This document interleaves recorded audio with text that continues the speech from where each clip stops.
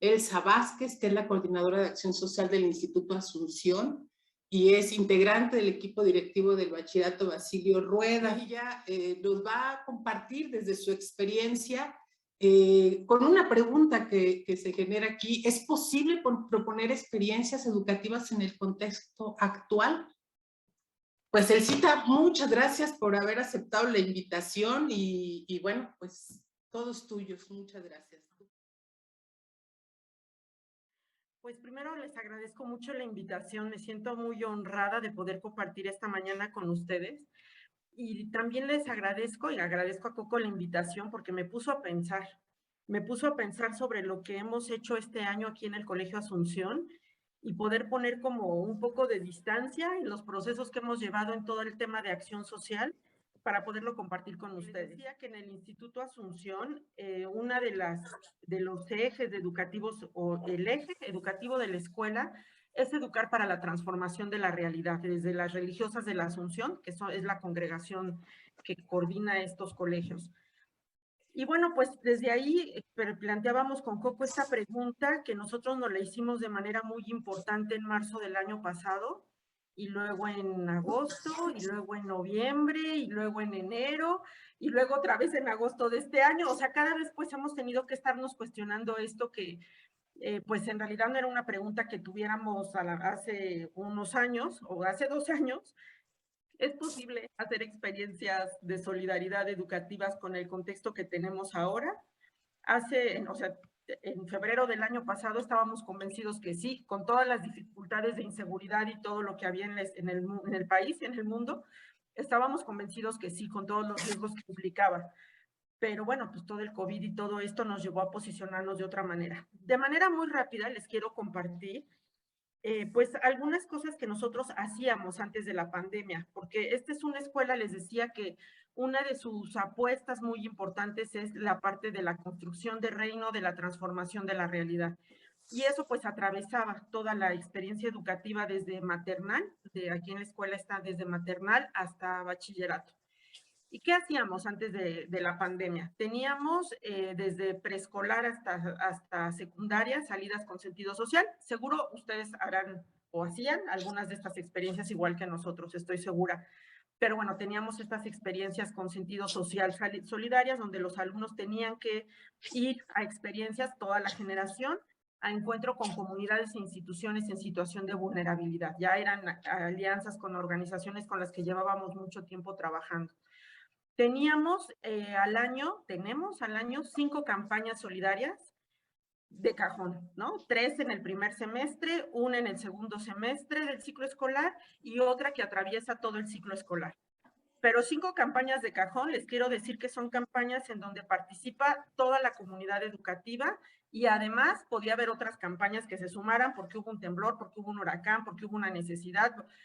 Esto ya era de cajón, lo cual me sorprende. O sea, ayer que las contaba y que veía eso, me sorprende, porque hay cosas que hacemos como cotidianamente, pero a veces no somos tan conscientes de los esfuerzos que implican.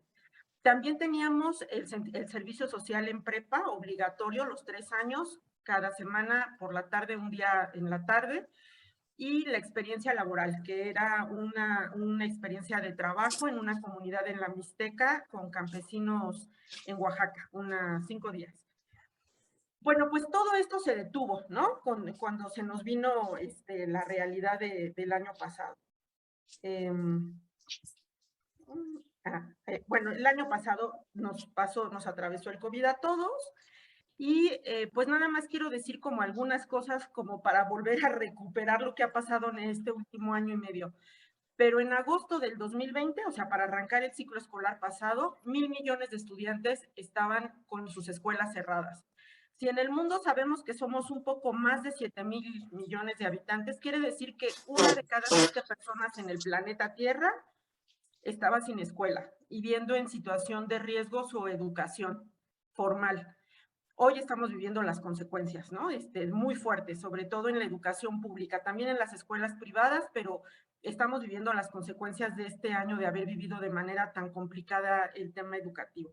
Y en México, bueno, 30 millones de estudiantes entre la educación básica y la media superior, pues se quedaron encerrados en sus casas y muchos con las escuelas cerradas, la gran mayoría. Y bueno, por otro lado, pues se acuerdan, en agosto del año pasado, creo que estábamos muchos con esta caricatura que a mí me gusta mucho, como con los brazos amarrados, frente a qué hacemos ahora con lo digital, damos clases, no damos clases, lo hacemos en línea, les mandamos correos electrónicos, hay familias que no tienen internet, chavos que no tienen dispositivos, maestros que no tenemos, a lo mejor también. Entonces, bueno, con toda esta dificultad que en otro momento pues ni lo hubiéramos pensado, y ahora era una nueva variable que entró y nos atravesó todo el trabajo educativo. Y Perdón, Elsa. No sé, si, es que ahorita hiciste referencia a una caricatura, no sé si la estés proyectando porque estamos viendo la lámina donde hay varias fotos. ok, a ver, Creo que no está avanzando. qué bueno que me dices, Poncho. Voy a volver a compartir. Sí, creo que no estaba avanzando. Perdónenme, la voy a volver a poner. A ver, gracias, Poncho, por decirme, porque ya habíamos pasado, Sí, porno. 3 diapositivas. Gracias por decirme. Estábamos en esa y entonces iba en esta, ¿sí? Gracias, Poncho. A principios de este año, Oxfam, que es un organismo internacional que se dedica a combatir el tema de la desigualdad con estrategias muy certeras y muy oportunas, hace cada año un informe con donde se hace un análisis de la realidad con especialistas de todo el mundo sobre la situación de desigualdad en el mundo. Y el informe que entregó este año le llamaron el virus de la desigualdad, así se llama el informe Oxfam 2021. Y yo nada más les comparto elementos dos notas, ¿no? Muy puntuales. Pueden checar el informe en internet porque circuló por los medios de comunicación. Pero en 9 meses, las 1000 mayores fortunas, cuando decimos las 1000 mayores fortunas, quiere decir los 1000 más ricos de todo el planeta Tierra, o sea, 1000 personas, ¿no? Que tienen la riqueza de la mayor parte del dinero del planeta Tierra, lo cual es espantoso que haya 1000 personas, ¿no? Pero bueno, las 1000 familias recuperaron el nivel de riqueza que tenían antes de la pandemia. Y todos los demás, que somos la mayoría, vamos a tardar más de una década en recuperar la situación económica que teníamos antes de la pandemia y sobre todo los que se encuentran en situación de pobreza. Entonces eso pues es terrible porque escuchamos en las noticias cada vez que, bueno, que hay crisis, que no hay trabajo, pero en realidad el virus le pegó a los más pobres y a los más ricos no les pegó. O sea, los más ricos ya se recuperaron de lo que pudieron haber perdido cuando se cerraron los negocios, cuando se detuvo la economía. Pero bueno, la parte más pobre todavía va a tardar 10 años para poderse recuperar y estar como estaba hace año y medio, ¿no? Y toda esta parte también, los 10,000 millonarios más ricos del mundo, lo que tuvieron de ganancia en estos meses, solo su ganancia, no su riqueza, solo la ganancia bastaría para que toda la población del mundo pudiera tener la vacuna y para que nadie hubiera caído en pobreza en estos años del COVID, en estos meses del COVID. Entonces, bueno, me parece que estos datos son importantes porque por un lado, estamos hablando de la enfermedad y de las consecuencias de la enfermedad que nos están pegando durísimo en nuestro entorno, con los alumnos, con nuestras familias, pero el tema de la desigualdad estaba antes del COVID y sigue estando, pero ahora más grave. Y creo que eso es algo que no podemos dejar de perder el foco. Y México es el país de la región, o sea, del continente americano, que tiene mayores signos de desigualdad, mayores datos de desigualdad económica. Entonces, eso es algo que a nosotros como educadores nos tiene que confrontar y nos tiene que llevar a posicionarnos de una manera muy importante, ¿no? Bueno, aquí otro dato, pero otros datos del informe Oxfam. Pero se los ponía pues porque me parece que es importante poder tener estos elementos antes de empezar a compartir ya las actividades. Y con todo esto, ¿qué onda con la solidaridad en la escuela? ¿No? Es lo que nos preguntamos. Ya teníamos el tema de la desigualdad, ahora tenemos el tema de esta pandemia que nos ha alterado toda la vida, pero eso no quita también todos los otros problemas sociales graves que nos están atravesando y que se están poniendo en situación más crítica a la gente que está en situación de más pobreza y de vulnerabilidad. Y ahorita, bueno, ustedes seguramente habrán escuchado las noticias con todo el tema migrante, está durísimo, ¿no? O sea, los que trabajamos con organizaciones que trabajan con migrantes y con refugiados, recibimos mensajes de veras muy dolorosos, muy fuertes de lo que está pasando en las casas de acogida, en el tránsito, en la frontera sur, en la frontera norte. ¿Y la escuela qué onda con todo eso? ¿No? Esa es la pregunta. ¿Hay algo que podemos hacer en la escuela? Y sobre todo ahora que la invitación es a no salir, a estar en las casas, a ir lo menos posible a la escuela, a ir terciado, ¿no? ¿Qué hacemos? ¿Qué hacemos con esto en la escuela? Pues esto nos preguntamos en el Asunción y pues yo les quiero compartir una frasecita del hermano Manuel Villarreal, marista, que pues ha sido como importante en el equipo del Basilio Rueda, del que también yo soy parte, para tomar decisiones arriesgadas en favor pues, de los más vulnerables y de los estudiantes más desprotegidos. Nadie puede impedirnos hacer el bien, ¿no? Era una afirmación de Manuel Villarreal cuando hablaba de decisiones importantes. Y cuando digo importantes, eran importantes como de pasar sobre la SEP o pasar sobre cosas, ¿no? Pero enfocados como en el bien mayor, que eran los alumnos más necesitados, los alumnos en situación de más vulnerabilidad. A mí me dio muchas vueltas esto desde marzo del año pasado, esta frase y esta sabiduría del hermano Manuel, porque yo pensaba eso, nada puede impedirme hacer el bien, o sea, ni siquiera el COVID, ¿no? Ni el contexto del COVID, de tener que estar encerrados en las casas, dando clases a través de una pantalla, o a veces ni a través de la pantalla, porque ha habido quien se la ha pasado todavía peor, ¿no? Con sus estudiantes. ¿Quién puede impedirnos hacer el bien? En realidad es una decisión nuestra, ¿no? Eso, y nadie nos lo puede impedir. Pero hay que tomar la decisión. Creo que ese es lo primero que fue como reflexión en el contexto pues, del COVID en este año, ¿no? Tomar la decisión de movernos. Pero no nada más de movernos, porque también a veces cuando queremos actuar y ayudar, hacemos cosas que atropellan o que no son las más adecuadas. Pongo este esquema de los modelos de solidaridad que sé que ustedes manejan y que inspira la solidaridad en las escuelas maristas, pero ese es el horizonte de la educación desde las experiencias solidarias, llevar a la transformación de la realidad, llevar a que haya menos desigualdad, idealmente justicia, paz, condiciones buenas, derechos humanos para todos. Entonces, ese es nuestro horizonte, ¿no? O sea, no, porque también en solidaridad a veces hacemos actividades que no ayudan, ¿no? Pero siempre teniendo como este horizonte más amplio de transformación de la realidad. No importa si la actividad es chiquita o es grande, pero el horizonte tiene que ser ese, porque si no, pues hacemos cosas que no. Yo ahorita les voy a compartir algunas cosas que a lo mejor no fueron tan buenas cuando en lo que intentamos en el Asunción, ¿no? Pero bueno, ¿qué fue lo que hicimos a la hora de sentarnos a pensar, a ver, entonces, ¿qué hacemos con todo este nuevo panorama que se nos está presentando el año pasado? Lo primero fue respirar, reconocer los enojos, las frustraciones, las angustias, los miedos, las incertidumbres. Creo que eso fue lo primero como equipo de trabajo con los maestros y con la dirección aquí en la escuela. Y luego, cuidar, ¿no? Ese es como, ya ahorita ese es un eje de trabajo muy importante en la escuela, no nada más en el tema de solidaridad, pero en toda la cultura escolar de la Asunción. Cuidar la salud emocional, cuidar los tiempos, cuidar la calidad de vida, cuidar a los alumnos, cuidarnos como compañeros, pero también cuidar a los lejanos y a los extraños, ¿no? Como nos invita el Papa ahora. No nada más encerrarnos, que creo que ese es el tema del COVID, encerrarnos en nuestras instituciones, encerrarnos en nuestra familia, que nos encontramos en tal riesgo de exponer la vida, porque eso es lo que nos ha llevado el COVID, que de repente eso nos puede llevar a estar, como decía la oración, me parece muy bonito lo que nos compartió Coco, como en intimismo, ¿no? Como cuido a mi familia, me centro en mis hijos, me cuido yo, y a lo mejor cuido ahora también a mis alumnos, pero en realidad hay una gran parte también de nuestros hermanos, con la convicción de que todos somos hijos de Dios, que también necesitan ser cuidados, ¿no? Y ahorita pienso pues, específicamente en los hermanos refugiados migrantes que están en la frontera norte, o los que están en Tapachula, ¿no? ¿Quién los cuida? O cuál es nuestra invitación ahí, ¿no? Entonces, bueno, una era este principio, como tener claro que nos toca de cuidar. La otra fue soltar y renunciar.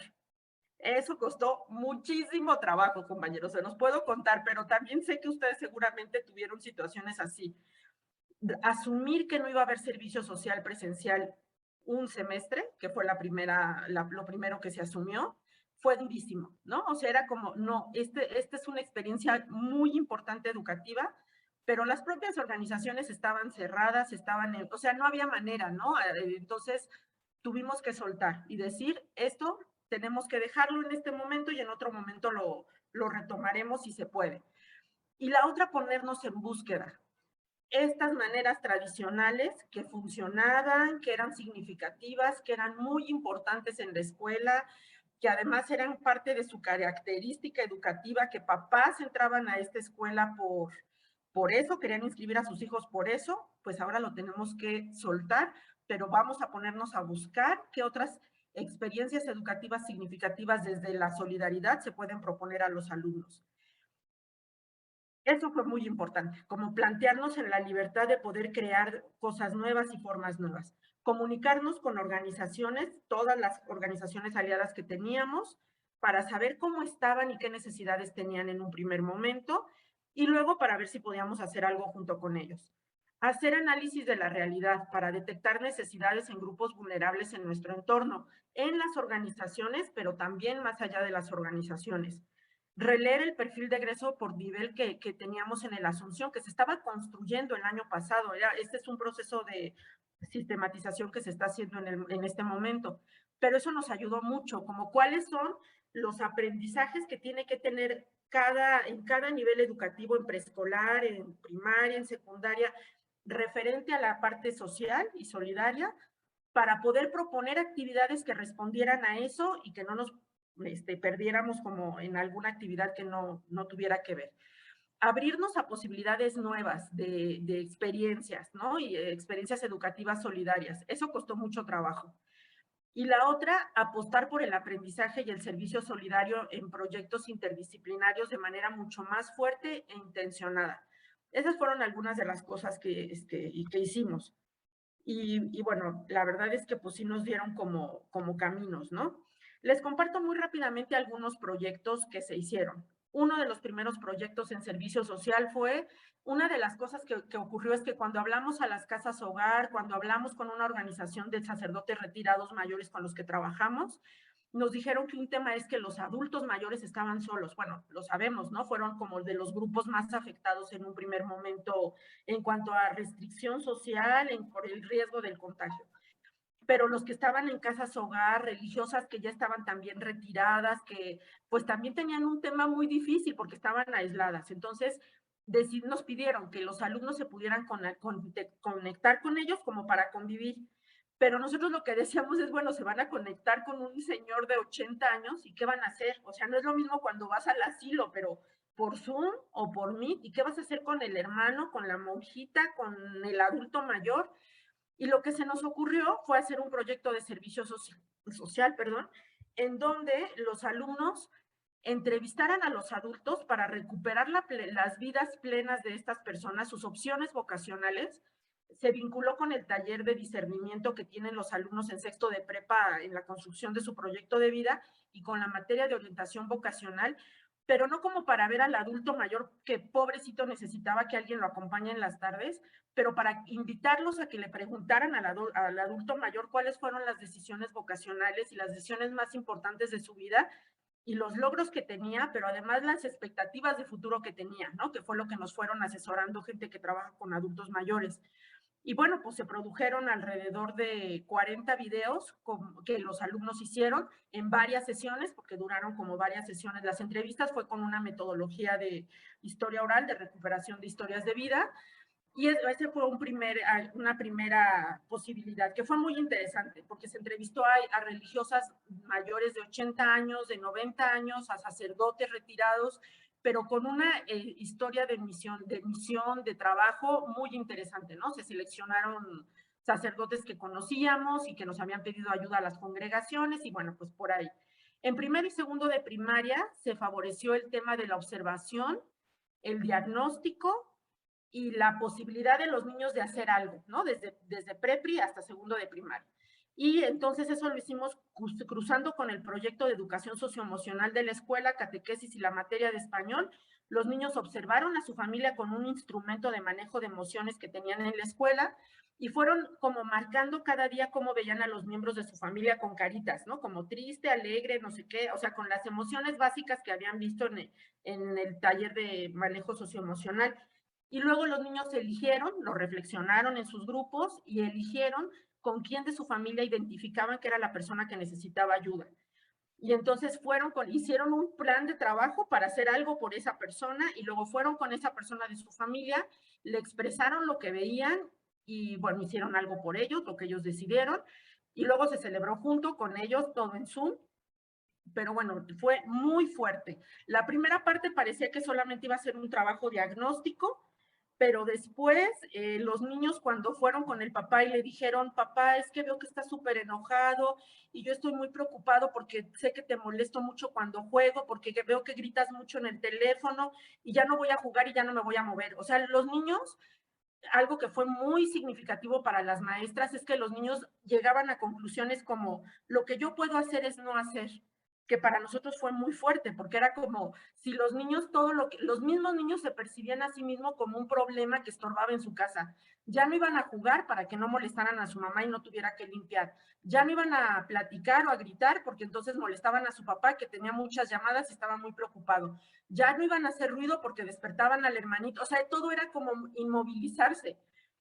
Y nos pareció muy fuerte porque era como la imagen de los adultos de el niño se porta bien cuando no hace. Y en realidad, pues o sea, los niños tienen que jugar, se tienen que mover, ¿no? Es parte de su desarrollo. Y fue incluso ayudar a los niños a decir qué puedes hacer. O sea, no hacer no es, ¿no? O sea, qué es lo que sí puedes hacer. Y entonces los niños, bueno, hicieron estrategias. Para las familias se podrán imaginar que fue muy fuerte porque les reflejaron a las mamás de repente que las veían estresadas, cansadas, al papá que lo veían enojado, que lo veían preocupado porque no le alcanzaba el dinero, porque trabajaban en la casa y los niños estaban viendo todo eso y los papás pensaban que los niños no se daban cuenta. Entonces hubo papás que lloraron en la celebración cuando compartieron lo que los niños les habían dicho. Pero bueno, fue como una primera parte, pero aquí lo importante, no salimos de la escuela, pero lo importante es que se estaba educando la parte de la observación del entorno, aprender a hacer diagnósticos, aprender a hacer un plan de trabajo y aprender a evaluar ese plan de trabajo en la medida de niños chiquitos de primaria baja. En primaria alta, los niños hicieron videos, cada niño hizo un video sin que salieran sus caras, ese fue un reto porque todo tenía que ser con juguetes y como ellos quisieran, pero no podían salir ellos en los videos que no podían durar más de 2 minutos, en donde proponían juegos a niños de un preescolar y hábitos. Aprende a tender tu cama, lavar los trastes. Entonces los chicos hacían eso y eso nos los pidieron en una guardería con la que hacíamos servicio social para poder circular por WhatsApp a los papás de esos niños videos para que los niños tuvieran juegos y tuvieran material para reforzar hábitos. Y los de cuarto de prepa hicieron una campaña por equipos, cada equipo decidió cómo, para apoyar una misión de las religiosas en Cuba. Y bueno, ellos tuvieron que hacer primero, conocieron a la religiosa en línea, hablaron con ellas, identificaron las necesidades y luego cada equipo hizo un proyecto para hacer esta campaña, para apoyar a las hermanas, ¿no? Entonces eso, bueno, fue para prepa. Y con lo que voy a terminar para compartirles es creo que el proyecto que fue más significativo en este año, porque creció y por el impacto que ha tenido también en la realidad social. En octubre del año pasado, en estas búsquedas y diálogos, nos reunimos con uno de nuestros aliados más importantes en tema de acción social, que es Casa de Refugiados, el programa Casa de Refugiados, que no es una casa, es un programa que trabaja con familias de refugiados que van llegando a México y que junto con ACNUR ayudan en toda la gestión y en CONMAR, en la Organización Mexicana de Migración, para que puedan tener una estancia en México, ¿no? Son refugiados, o sea, gente que viene perseguida o huyendo de su país porque estaba en riesgo su vida en sus países. Entonces, bueno, nos reunimos con ellos y platicando con una de las personas más importantes del fundador y con el equipo de educación de Casa de Refugiados, lo que nos compartieron es que había familias que llevaban en el país más o menos 4 meses, sobre todo familias hondureñas y venezolanas, que estamos hablando de octubre, que a estos niños, como estaban en tránsito de arreglar los papeles y todo, en las escuelas públicas no los estaban aceptando, Entonces tuvo que haber toda una intervención legal para exigir el derecho a la educación de los niños de parte del programa de Casa de Refugiados. Pudieron inscribirlos en escuelas, pero el problema era que ya era octubre, era finales de octubre, los niños ya estaban inscritos en las escuelas, pero pues ya saben cómo estaban las escuelas públicas. Los niños estaban inscritos de acuerdo a la edad que tenían. Había niños que tenían 12 años, los pusieron en primero de secundaria, pero en realidad el nivel educativo que tenían era de segundo de primaria. O sea, era como una situación muy compleja. Y nos presentaron esa realidad. Tenían 80 niños que estaban en esta situación en sus familias. Y nosotros lo que hicimos fue ofrecer un trabajo con esa parte educativa. Primero, tomamos un trabajo hicimos este programa académico con estas familias refugiadas, y la primera parte fue un diagnóstico con maestros de la escuela que voluntarios se anotaron para hacer este trabajo, considerando que era una situación de extrema vulnerabilidad, familias en situación de riesgo de violencia, que venían huyendo, que podían tener incluso a sus persecutores aquí en México, que no podían salir en redes sociales, que se tiene que cuidar mucho su identidad, pero que tienen también todo un tema de traumas de violencia, de toda la parte socioemocional, porque llevaban unos meses en México con un tema muy inestable económico, o sea, todo lo que implica ser refugiado. Entonces, las maestras entraron en este programa, 17 maestras de la escuela de diferentes niveles, desde preescolar a prepa, y la tarea que tenían es que cada maestra tomó a un niño. Por medio de Casa de Refugiados tuvimos el contacto con las familias, y la maestra tenía que hacer un primer diagnóstico como profesional, como maestra, para ver la necesidad del niño, académica, sobre todo académica, pero también si ella podía detectar otra necesidad que Casa de Refugiados no tuviera, ¿no? Porque iban a estar pues entrando prácticamente a las familias a través de las pantallas. Entonces, bueno, ese fue el primer momento. Fue un trabajo muy interesante, pero les puedo decir que había familias que no tenían teléfono. Entonces era como, ¿y cómo nos vamos a comunicar? Había familias que tenían teléfono celular, pero no tenían teléfono para videoconferencia, entonces todo era por llamada. Había familias que tenían por WhatsApp, por mensajes de texto, otro por videomensaje de WhatsApp, otros sí tenían computadora o tenían un teléfono mejor, entonces podían, como que fueron, esa era la primera, como identificar. Entre todos estos casos les comparto el caso de un niño que era sordo. ¿Qué es sordo? La maestra pues lo identificó, era un chico que aparentemente estaba en secundaria. Pasamos el reporte de que este niño había un niño sordo, si ya lo sabían. En Casa de Refugiados no lo sabían, entonces entró como otra parte del programa de Médicos Sin Fronteras para atender al chico. Y ahorita, o sea, pues ya casi a un año de este proceso, el niño lo están atendiendo en el Instituto Nacional de Rehabilitación, probablemente va a ser candidato a una operación.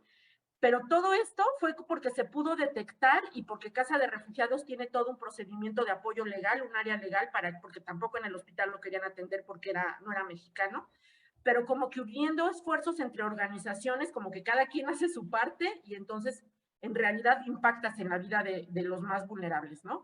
Se hizo una campaña de dispositivos porque muchos niños no tenían dispositivo para conectarse, y varias familias donaron aparatos para que pudiera funcionar. Se trabajó con los alumnos de quinto de prepa, con 72 alumnos, para dar como el marco de lo que significaba la realidad migrante y el tema de los refugiados en México.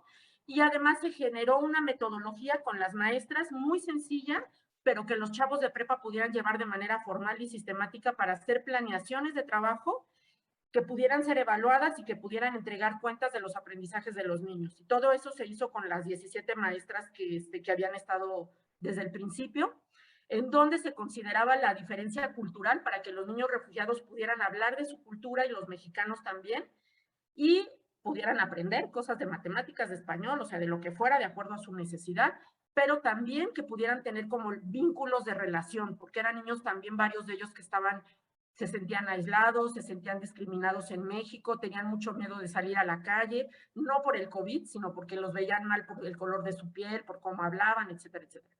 Y con los niños de primaria hicimos un trabajo sobre los derechos de los niños y las niñas, en donde los chicos de prepa que tuvieron con los niños refugiados, fueron a la clase de inglés a hablar en inglés de su experiencia con los niños de la Asunción. Los de la Asunción hicieron mensajes para los niños refugiados, porque era difícil por logística que se conectaran las familias, Y los niños refugiados a su vez les contestaron a los niños mexicanos. Los mexicanos hicieron cuentos, que era uno de los contenidos académicos de su materia, participaron en un concurso de ACNUR. Una alumna de la Asunción de Prepa también participó y fue la que quedó en primer lugar en este cuento de los derechos de los niños refugiados.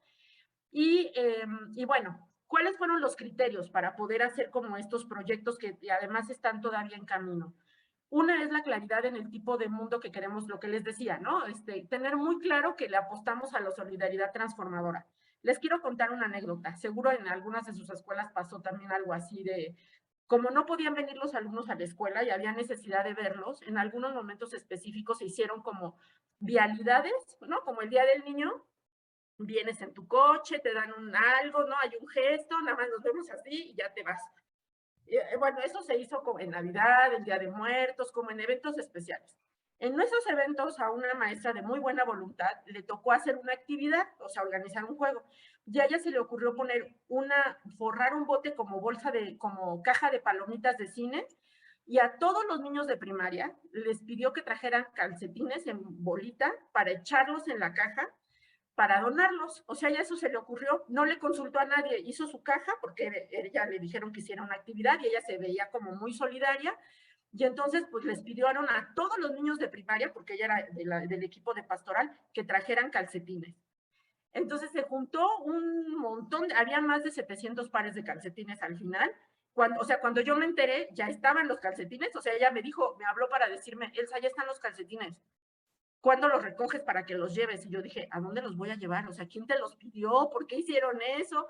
Había calcetines sucios, había calcetines rotos, había calcetines nuevos, buenísimos, pero ahora ya no había dónde llevarlos. O sea, ese es como un ejemplo de buena voluntad, de querer ayudar, pero sin tener como muy claro por qué hago una actividad, ¿no? Entonces juntamos un buen de calcetines y ahora ¿qué hacemos con ellos? Yo tenía hasta pena de repente de llamar a las organizaciones y decirle, oigan, tengo 700 pares de calcetines. Y entonces me contestaban, sí, pero lo que necesitamos es gel antibacterial y despensa. Pues, no sé, ¿no? Entonces casi me tenían que hacer favor de recibirme mis calcetines.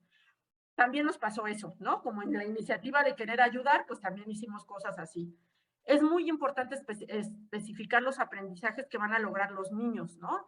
Y Coco me decía como, a ver, pon algunas cosas, algo que a nosotros en el Asunción nos pasó en algún momento y por eso ahora estamos haciendo estos itinerarios y estos perfiles de egreso por nivel, es que en un momento hicimos un diagnóstico y en todas las secciones los maestros decían que cuando había una experiencia con sentido social, los niños se sensibilizaban frente a la realidad.